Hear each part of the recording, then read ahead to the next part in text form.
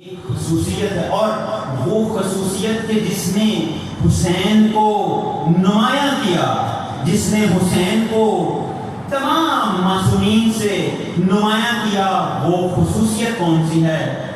آپ دیکھیں نجف کے اندر امام علی علیہ السلام کا روضہ ہے، سامرہ کے اندر امام معصومین کا روضہ ہے، کاظمین کے اندر معصومین کا روضہ ہے، کعبہ کے اندر بیت خدا ہے، مدینہ کے اندر روضہ رسول ہے، بقیع کے اندر ائمہ کے روضے ہیں، لیکن یہ شرف اور یہ فضیلت فقط اور فقط روضہ حسین ابن علی کو حاصل ہے کہ معصوم فرماتے ہیں جعل اللہ الاجابۃ تحت قبۃ الحسین، کہ خدا نے فقط دعاؤں کی اجابت کا ذمہ اور دعاؤں کی اجابت کا جو ہدف اور مقصد قرار دیا ہے وہ حسین ابن علی کے اس گنبد کے نیچے ہے کہ جس میں حسین ابن علی دفن ہے۔ یہ حسین ابن علی، اور یہ فقط اس حسین ابن علی کی ذات کا، حسین ابن علی کی ذات کا، اس ہستی کا شاہکار ہے، کرشمہ ہے کہ حسین ابن علی نے جس زمین پہ قدم رکھا وہ کربلا معلیٰ بن گئی، اور جس خاک پہ قدم رکھا وہ شفا کا خاک شفا بن گئی۔ دیکھیں آپ فقہ کے اندر ایک قانون ہے کہ ہر قسم کی مٹی کو کھانا حرام ہے۔ اگر انسان مٹی کھاتا ہے تو یہ فعل حرام انجام دیتا ہے، لیکن یہ فضیلت ہے خاک شفا کی، تربت سید الشہداء کی، کہ اس کا کھانا نہ صرف حرام ہے بلکہ اگر کوئی انسان شفا کی خاطر اس کو کھا لے تو خداوند متعال حسین ابن علی کے صدقے میں اس کو شفا یاب کر دیتا ہے۔ اور کیوں نہ ہو، 9 اماموں کی سجدہ گاہ ہی ہے تربت سید الشہداء، 9 اماموں کی زیارت گاہ ہی ہے کربلا معلیٰ۔ امام نبی علیہ السلام سامرہ میں تھے، بیمار ہوئے تو اس وقت امام نے اپنے کسی ایک صحابی کو کہا کہ کسی شخص کو بلاؤ، میں اس کو ظاہرہ دیتا ہوں، وہ کربلا جائے، میرے طرف سے میری نیابت میں حسین کی زری کا بوسہ لے اور حسین کا واسطہ دے کر خدا سے میری شفا یابی طلب کرے۔ یہ فضیلت ہے زیارت سید الشہداء کی۔ اور دیکھیں زیارت سید الشہداء، آپ کوئی بھی اہم جو مناسبت ہے، وہ عید غدیر ہو، عید فطر ہو، عید قربان ہو، وہ عید شعبان ہو، افضل ترین عمل ان دنوں کا، ان عیدوں کا زیارت حسین ابن علی کو پڑھنا ہے۔ سید الساجدین کے پاس ایک صحابی آیا، سید الساجدین نے کہا کہ اے میرے صحابی، تو میرے جد کی زیارت کو کیوں نہیں جاتا؟ بصرہ کا رہنے والا تھا، تو وہ کہتا ہے کہ مولا میں بصرہ کا رہنے والا ہوں، ہر روز میں زیارت کو نہیں جا سکتا۔ تو سید الساجدین نے کہا کہ تو اپنے گھر کے کمرے سے باہر نکل کر حسین کی زری کی طرف کھڑے ہو کر اگر السلام علیکم یا ابا عبداللہ بھی کہے گا تو یہ بھی حج اور مقبول عمرے کا ثواب رکھتا ہے۔ بس اگر کوئی شخص زیارت کو جا سکتا ہے جائے، لیکن اگر کسی کے اندر اتنی سطح نہیں، اتنی استطاعت نہیں کہ وہ زیارت کو جائے، تو وہ اپنے گھر کے صحن میں کھڑے ہو کر حسین ابن علی کی زری کی طرف منہ کر کے السلام علیکم یا ابا عبداللہ کہے گا تو اس کو ایک مقبول عمرے اور حج کا ثواب ملے گا۔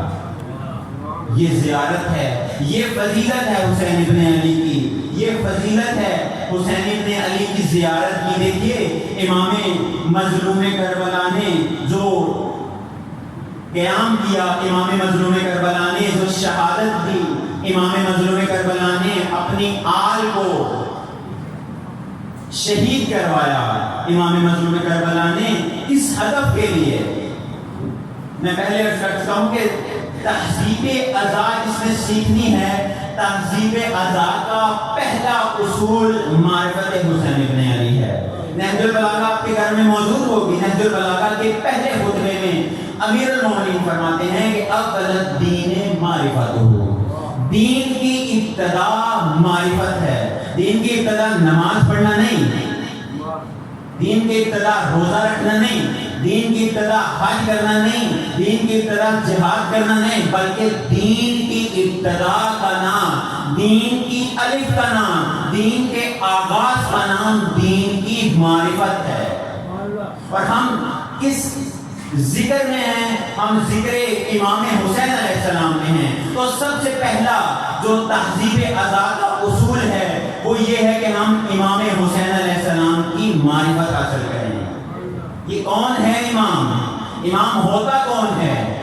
امام کس ہدف کے لیے خداوند متعال بھیجتا ہے؟ امام کو خداوند متعال نے کس مقصد کے لیے خلق کیا ہے؟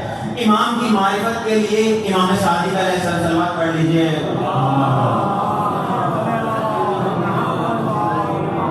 امام ہوتا کون ہے؟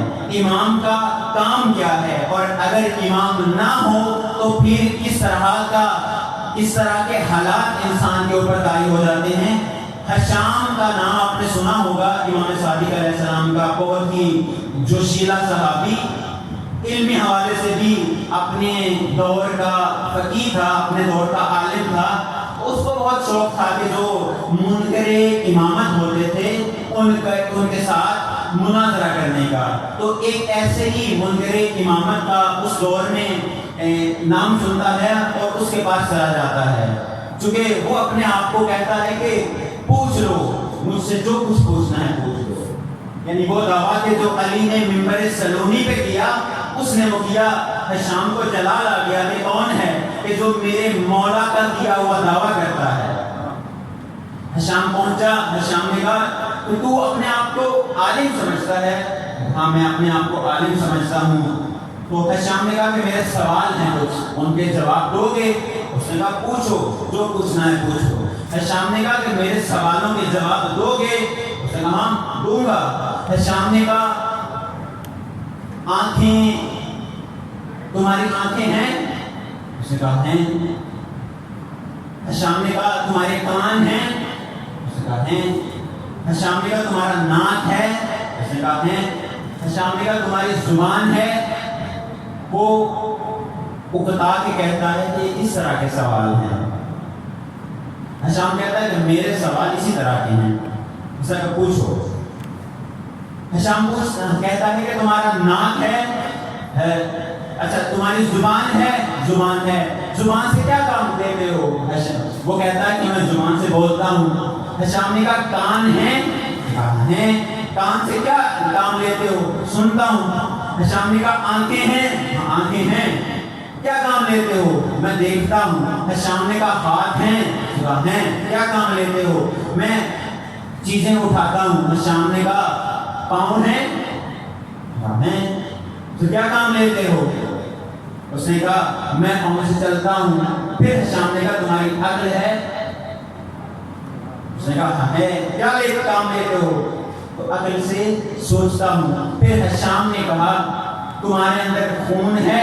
اس نے کہا ہے۔ خدا نے کیوں اس خون کو تمہارے جسم میں پیدا کیا، جسم میں بنایا؟ اس نے کہا اس لیے کہ اگر خون نہیں ہوگا تو میں اس دنیا میں زندہ نہیں رہ سکتا۔ پھر حشام نے کہا کہ تمہارا دل ہے؟ توجہ کا طالب ہوں۔ اس نے کہا ہے دل ہے۔ تو دل سے کیا کام لیتے ہو؟ اس نے کہا یہ دل ہی تو ہے کہ جو ساری چیزوں کو چلا رہا ہے۔ پھر حشام نے کہا میرا دوسرا مرحلہ، اگر آنکھ نہ ہو زندہ رہ سکو گے؟ اس نے کہا ہاں میں آنکھ اگر نہ ہو تو زندہ رہ سکوں گا۔ اس نے کہا اگر کان کی بصارت لے لی، کان کی سماعت، قوت سماعت لے لی جائے زندہ رہو گے، رہ سکو گے؟ اس نے کہا ہاں زندہ رہ جاؤں گا۔ پھر اس نے کہا اگر تمہاری قوت گویائی لے لی جائے زندہ رہو گے؟ اس نے کہا ہاں زندہ رہ جاؤں گا۔ پھر حشام نے کہا کہ اگر تمہاری ایک ٹانگ کاٹ دی جائے زندہ رہو گے؟ اس نے کہا ہاں زندہ رہ سکوں گا۔ پھر حشام نے کہا اگر تمہارا دل نکال دیا جائے پھر زندہ رہو گے؟ اس نے کہا دل نکال لو گے تو یہ دل تو در حقیقت یہ مرکز ہے اس بدن کا، اگر مرکز ہی جدا ہو جائے گا، مرکز ہی ختم ہو جائے گا تو یہ بدن مردہ ہو جائے گا۔ تو حشام نے کہا او سن، او بدبخت سن، تم نے یہ جو سلونی کا نعرہ لگایا ہے اور تم نے جو امام المتقین علی ابن ابی طالب کے مقابل کھڑے ہونے کا دعویٰ کیا ہے، تو سن، علی کی مثال ایسے ہی ہے کہ جیسے انسان کے بدن میں دل ہو، اگر وہ دل نکال لیا جائے، اگر وہ دل نکال لیا جائے انسان کھوکھلا ہو جاتا ہے۔ اگر ایک انسان کے بدن سے دل نکال لیا جائے انسان کا بدن مردہ ہو جاتا ہے، اور اگر کسی انسان کے ایمان سے ولایت علی ابن ابی طالب نکال لی جائے اس کا ایمان کھوکھلا ہو جاتا ہے۔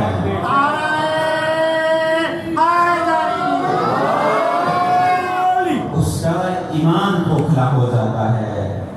وہ لاجواب ہو گیا اور فوراً کہا لگتا ہے تو امام صادق کا شاگرد ہے۔ اس کا کیوں نہ ہوں، ہم نے امام کو امام سمجھ کے پہچانا ہے، اور اگر کوئی انسان امام کو امام سمجھ کے پہچانے، اگر کوئی انسان امام کو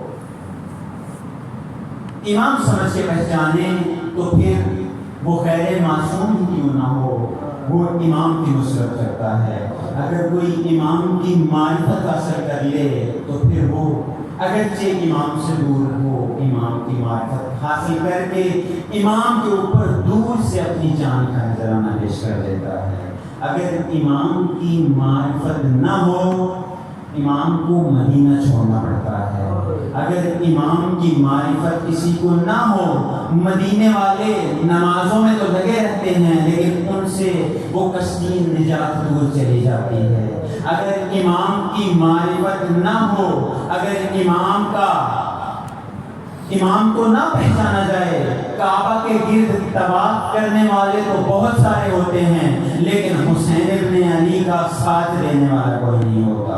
اگر امام کی معرفت نہ ہو، حسین حج کو عمرے میں تبدیل کر کے اپنا رخ کربلا کی طرف کر لیتا ہے۔ اگر حسین کی امام کی معرفت نہ ہو تو پھر وہ لوگ کہ جنہوں نے خط لکھ کر حسین کو بلایا تھا کہ مولا کوفے آ جائیے، حسین کوفہ کا رخ نہیں کرتے بلکہ کربلا کا رخ کر لیتے ہیں۔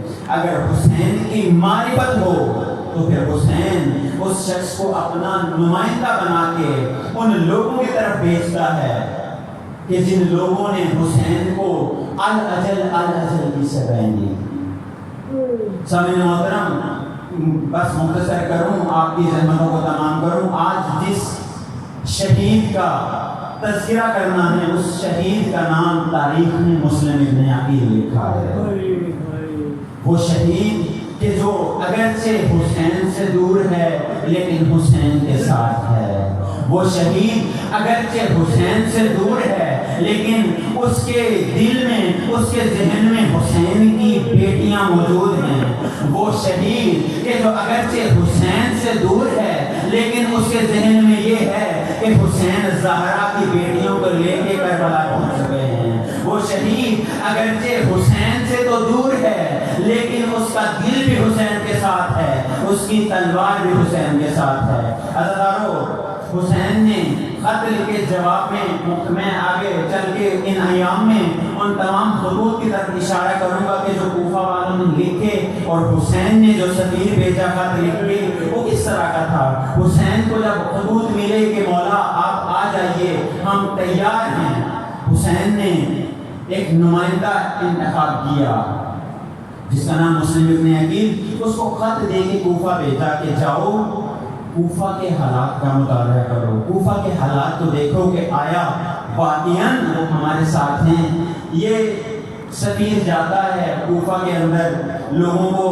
اکٹھا کرتا ہے، مسجد کوفہ میں آ کر لوگوں کو کہتا ہے کہ اے لوگوں، تمہارا مولا تمہاری طرف آ رہا ہے، تم نے جو اپنے مولا کو الاجل کہا ہے، تمہارا مولا تمہاری طرف آ رہا ہے۔ عزیزانو، دیکھتے ہی دیکھتے، اور یہ کہا ہے مولا نے کہ جو بھی حسین کا ساتھ دینا چاہتا ہے میرے ہاتھ پہ حسین کے نام پہ بیعت کرے۔ دیکھتے ہی دیکھتے 20,000 سے زیادہ کوفیوں نے بیعت کر لی۔ یہی بات یزید کو پتہ چلی، یزید نے ابن زیاد کو بھیجا کہ جاؤ کوفہ کے حالات کو کنٹرول کرو۔ ابن زیاد سے چلاک تھا، اس کو جاسوسوں نے بتا دیا تھا کہ حسین آ رہے ہیں۔ عزادارو نقاب اوڑھ کر کوفہ میں داخل ہوا، سب سمجھے حسین آ گئے۔ ابن زیاد آپ نے دیکھا ہوگا شہید کوفہ کے اندر کہ صغیر حسین جو مووی بنی ہے، ڈاکومنٹری بنی ہے، اس میں نقاب پوش ایک چند افراد کا لشکر آیا، اس نے نقاب نہیں اتارا، اس نے پہلے دیکھا کوفہ کے اندر کیا حالات ہیں۔ جب پتہ چل گیا کہ کوفہ یزید کے خلاف اور حسین کے ساتھ ہے، دارالامارہ پہ آ کے نقاب اٹھایا اور کہا کہ آج کے بعد جو بھی حسین کا نام لے گا اس کا سر قلم کر دیا جائے گا۔ لوگ ڈر گئے۔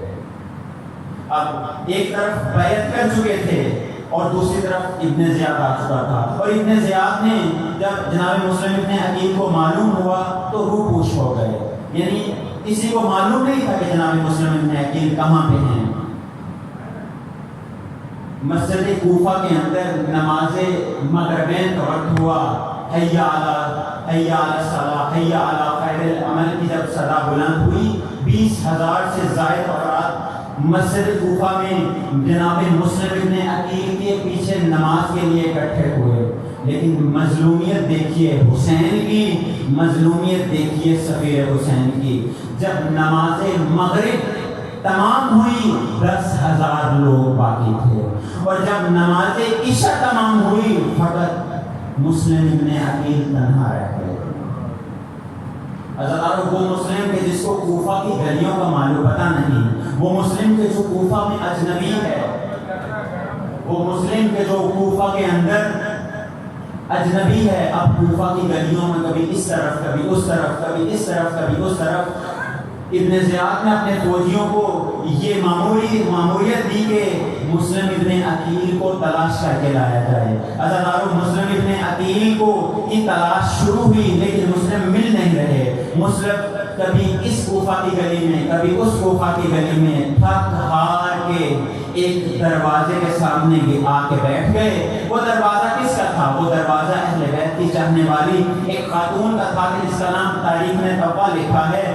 اس کے سامنے آ گئے، وہ اپنے بیٹے کی انتظار میں تھی۔ جب دروازہ کھولا کیا دیکھتی ہے کہ ایک غریب اور ایک مسافر جس کے ہونٹوں پہ خشکی ہے، جس کے چہرے پہ خاک ہے۔ پوچھا تم کون ہو؟ جناب مسلم نے کہا پانی مل سکتا ہے۔ یہ گڑیا کہتی ہے کہ تم کون ہو؟ تم اپنے گھر چلے جاؤ۔ جب یہ سنا نا اپنے گھر چلے جاؤ، جناب مسلم ابن عقیل کہتے ہیں کہ گھر میں وہ جاتا ہے کہ جس کا کوئی گھر ہو۔ میں کوفہ میں اجنبی ہوں۔ پھر پوچھتی ہے تم کہاں سے آئے ہو؟ جناب مسلم کہتے ہیں میں مدینے سے آیا ہوں۔ پھر پوچھتی ہے کس قبیلے سے ہو؟ میں بنی ہاشم قبیلے سے ہوں۔ بنی ہاشم کا سننا تھا تو اس وقت کیا کہا؟ کیا تم میرے مولا حسین کو جانتے ہو؟ تو جناب مسلم ابن عقیل کی آنکھوں میں آنسو آئے اور کہا یہ جو تم اب اس کو اپنا مولا کہتی ہو، میں اسی مولا کا صغیر ہوں کہ کوفہ والوں نے بیعت کی اور بیعت کر کے میری بیعت توڑ دی۔ عزاداروں اندر لے کے آئی، بستر بچھایا اور بستر بچھانے کو مختصر کر رہا ہوں، اور بستر بچھانے کے بعد جناب مسلم کو کہا آپ سو جائیے، تھک گئے ہوں گے۔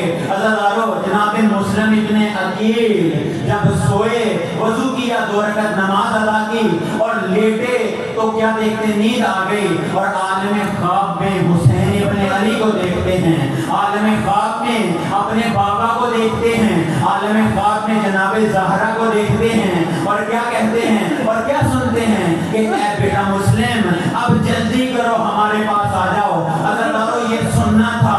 جناب مسلم ابن عقیل کی آنکھ بری اور جناب مسلم ابن عقیل کی آنکھ کھل گئی۔ وقت فجر تھا، جناب مسلم نے وضو کیا اور وضو کرنے کے بعد نماز فجر کو ادا کیا۔ اس بڑھیا کا، اس مومنہ کا بیٹا چونکہ ابن زیاد کا فوج کا ایک سپاہی تھا، وہ سارا دن جناب مسلم کو ڈھونڈتا ہوا گلیوں میں کوچوں میں، لیکن مسلم مل نہیں رہے۔ تھک مار کے جب گھر آیا اور کیا دیکھتا ہے کہ وہ اس شخص کو کہ جس کو میں پورے کوفہ میں ڈھونڈتا رہا آج میرے گھر میں موجود ہے۔ فوراً جاتا ہے ابن زیاد کو کیا کرتا ہے، اطلاع دیتا ہے۔ ابن زیاد فوج کا دستہ بھجواتا ہے اور اعلان کرواتا ہے، مسلم ہمیں اپنے آپ کو ہمارے حوالے کر دو، ہم تمہیں امان دیں گے اور ابن زیاد کے ساتھ سامنے پیش کریں گے۔ یہ بڑھیا کیا کرتی ہے، یہ مومنہ کیا کہتی ہے کہ یہ میرے مولا حسین کا صغیر ہے، یہ میرا مہمان ہے، جب تک میں زندہ ہوں اس کو نہیں جانے دوں گی۔ عزیزانو، ایک دفعہ باہر سے آواز آئی، اگر تم اس کو ہمارے حوالے نہیں کرو گی تو ہم اس رات تمہارے گھر کو آگ لگا دیں گے۔ عزیزانو، اس آگ لگانے کا سننا تھا۔ جناب مسلم ابن عقیل نے توبہ کو کہا کہ اے توبہ، تمہاری ذمہ داری ختم ہوئی، تمہارا کام ختم ہوا۔ یہ وہ لعین قوم ہے کہ جب گھر کو آگ لگانے پہ آئے تو پھر یہ رکتی نہیں، پھر یہ گھر کو آگ لگا دیتی ہے۔